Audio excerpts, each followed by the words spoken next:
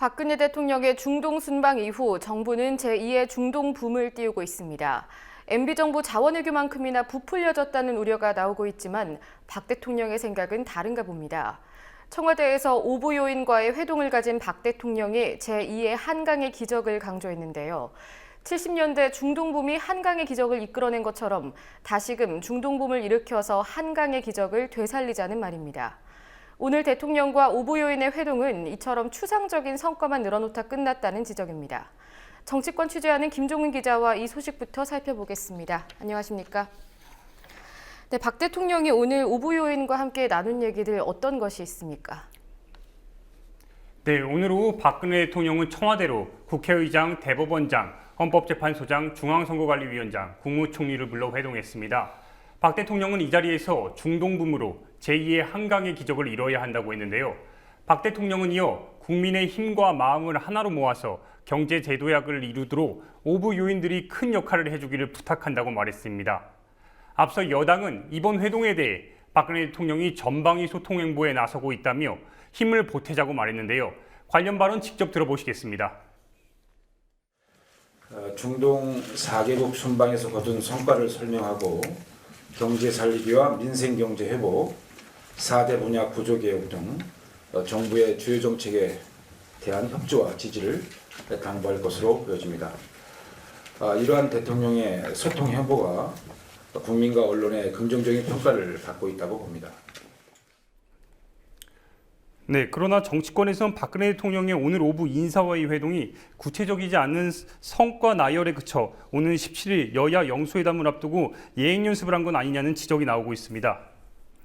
예, 이완구 국무총리는 어제 대국민 담화에서 사실상 MB와의 결별을 선언했다 이런 말이 있더군요.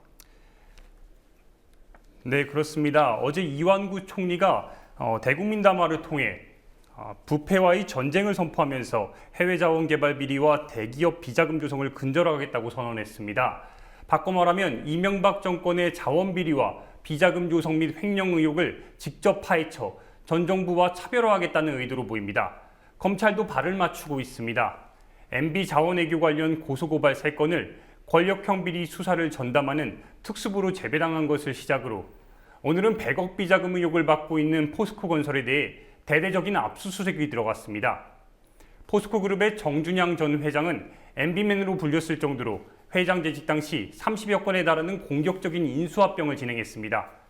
또 4대강 사업에서 주도적 역할을 해 포스코건설을 도급순위 3위까지 수직 성장하게 하는 등 MB 정권과의 유착설이 끊이질 않았습니다. 이 때문에 정치권 일각에선 박근혜 정부의 MB 정권과의 거리 두기가 4.29 재보선을 겨냥한 정치적 제스처가 아니냐는 주장이 나오고 있습니다. 야당은 말뿐인 부정부패 척결이 돼서는 안 된다며 사자방 의혹부터 해소해야 한다고 요구했습니다. 이번 부정부패는 사자방 부정부패 척결부터 시작되어야 합니다. 4대강에 연결되어 있던 부정부패, 자원외교에 연결되어 있던 권력형 부정부패, 그리고 방산비리에 연결되어 있는 방대한 부정부패, 이것부터 척결하는 것이 이완구 총리의 담화를 그대로 실현하는 것일 것이다. 네, 친이계는 사정의 칼끝이 어딘지 확인하며 긴장하면서도 불쾌감을 표하고 있어 친이 대 친박 간의 갈등이 재현될 조짐을 보이고 있습니다. 예, 그리고 홍준표 경남도지사가 무상급식 중단을 선언하고 논란이 이어지고 있는데 오늘은 김무성 대표가 이를 지원하고 나섰다고요. 네, 그렇습니다. 지난 11일 홍준표 경남지사가 학교는 공부하러 가는 곳이지 밥 먹으러 가는 곳이 아니다는 말과 함께 무상급식을 전면 중단하겠다는 방침을 분명히 했는데요. 이런 가운데 김무성 새누리당 대표는 어제 울산을 찾아 무상급식을 중단키로 한 홍준표 경남지사에 대해 높이 평가받아야 할 부분이라고 극찬했습니다.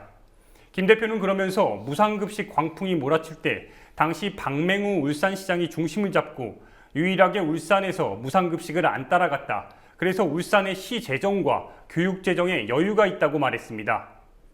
그러나 야당과 시민사회를 중심으로 거센 반발이 일고 있습니다. 야당은 특히 홍 지사가 무상급식에 대해 말을 바꾼 것에 거짓말을 했다며 비판을 숨기지 않았습니다. 홍준표 지사는 한나라당 의원 시절에는 무상급식은 사회적 약탈행위라고 호평했다가 2년 뒤인 2012년 12월 도지사 보궐선거 때는 무상급식 전면 확대하겠다. 지난해 6월에도 아이들에게 물려줄 행복한 미래를 위해서 속도를 내겠다는 등 말 바꾸기와 태도 바꾸기를 밥 먹듯이 하고 있습니다. 정치인의 무책임한 행태의 극치라고 말할 수 있습니다. 네, 이재명 성남시장은 아이들의 밥그릇을 빼앗아 왕관을 만드는 거냐며 강하게 비판했습니다. 성남시는 초중교구 친환경 무상급식 제공에 이어 최근에는 중학생들에게 무상교복 사업을 추진하고 있습니다. 네, 그런데 새누리당 내부에서도 이런 논의가 지속되면 선거에 악영향을 미칠 것이다라는 우려가 나오지 않습니까? 네, 그렇습니다. 새누리당 내에서도 반대의 목소리가 나오고 있습니다. 하선영 새누리당 경남도 의원은 오늘 보도자료를 내고 홍준표 지사의 무상급식 중단 결정에 지독한 실망감을 느낀다고 비판했습니다. 하 의원은 이 문제가 아킬레스건이 돼 다음 선거에서 새누리당이 경남에서 힘든 선거를 하리라는 걱정에 가만히 있을 수 없었다며 이번 무상급식 결정이 내년 총선과 지방선거에 영향을 끼칠 것이라고 경고했습니다. 한편 문재인 새정치민주연합 대표는 오는 18일 홍준표 지사와 무상급식을 논의하는 회동을 가질 예정입니다. 예, 마지막으로 세월호 관련 소식도 하나 짚어보도록 하죠. 실종자 가족들의 청와대와 밀인 시위가 지금 계속되고 있는데 시민들도 연대 시위를 이어가고 있다고요? 네, 그렇습니다. 실종자 가족인 다윤 엄마와 은하 엄마는 유가족이 되고 싶다며 지난달 26일부터 청와대와 광화문에서 1인 시위를 하고 있습니다. 이 때문에 세월호를 잊지 말자며 시민들의 연대 움직임도 함께하고 있는데요.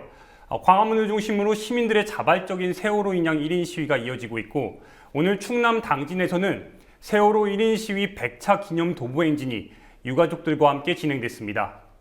3월 한 달 동안은 매주 금요일 7시 광화문 광장에서 세월호 사고와 관련해 명사들의 공개 강연이 예정돼 있습니다. 하지만 실종자 가족들과 시민들의 연대에도 불구하고 상황이 좋지만은 않습니다. 세월호 참사 특별조사위원회가 지난 9일 출범 후 첫 공식 회의를 열었지만 인력과 예산이 담긴 시행령에 대한 정부의 승인이 늦어지면서 아직 실무진조차 구성하지 못한 상태입니다. 지난 설 직전 안산합동분향소에서 세월호 실종자 가족들을 만나고 온 유승민 원내대표가 오늘 아침 회의에서 인양에 관해 언급했는데요. 유승민 원내대표는 당정총회의에서 다시 한번 논의하겠다는 이런 말만 반복했습니다. 예, 여기까지 듣겠습니다. 수고하셨습니다.